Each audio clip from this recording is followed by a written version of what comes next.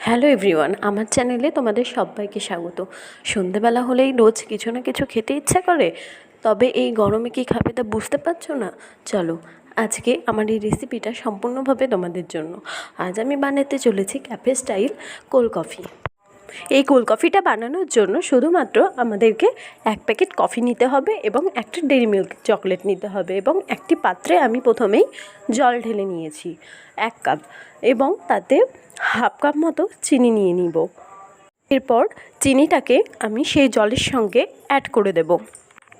এরপর এই মিশ্রণটার সাথে আমি কিছুটা পরিমাণ, যেমন আমি 1/2 চামচ কফি অ্যাড করেছি। তোমরা এখানে বাজারে যে কফির প্যাকেটগুলো পাওয়া যায় সেই প্যাকেটগুলোকে ইউজ করতে পারো। মিশ্রণটাকে ততক্ষণ পর্যন্ত ফোটাতে থাকবো যতক্ষণ না এই টেক্সচারটা ঠিক হয়ে আসে। মিশ্রণটাকে প্রায় 15 মিনিট জলে ভালোভাবে ফোটানোর পর তোমরা দেখতেই পাচ্ছ যে আমার এই মিক্সচারটা প্রায় ঠিক হয়ে এসেছে।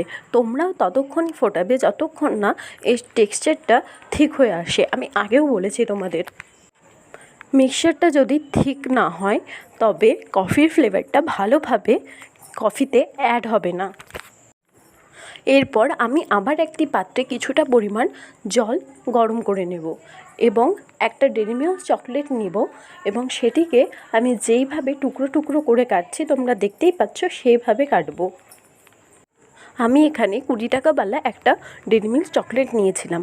তোমরা তোমাদের ইচ্ছে হলে 10 টাকাওয়ালা ডেইরি মিল্ক চকলেট দিয়েও এটি বানাতে পারবে, সেটাতে কোনো ব্যাপার না, কারণ তোমরা খুব কম খরচের মধ্যেই এই কফিটা ভালোভাবে তৈরি করতে পারবে।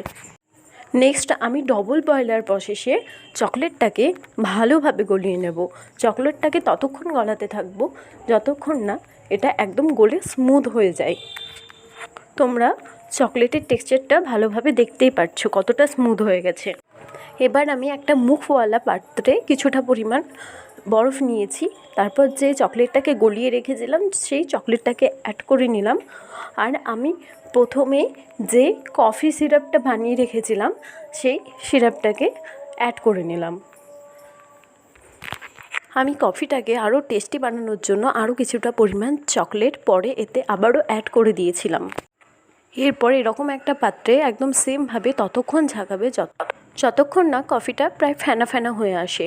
আর এর জন্য কোনো মিক্সি ইউজ করার দরকার নেই, নিজের হাতটাকেই পুরো মিক্সি বানিয়ে নাও। এরপর আমি ডেকোরেশনের জন্য কিছুটা চকলেট আগে থেকেই গ্লাসের গায়ে লাগিয়ে রেখেছিলাম, তোমরা এটা স্কিপও করতে পারো। আর কিছুটা পরিমাণ চকলেট আমি ওপরে নিয়ে নিয়েছিলাম। And it is my final look. Thank you so much.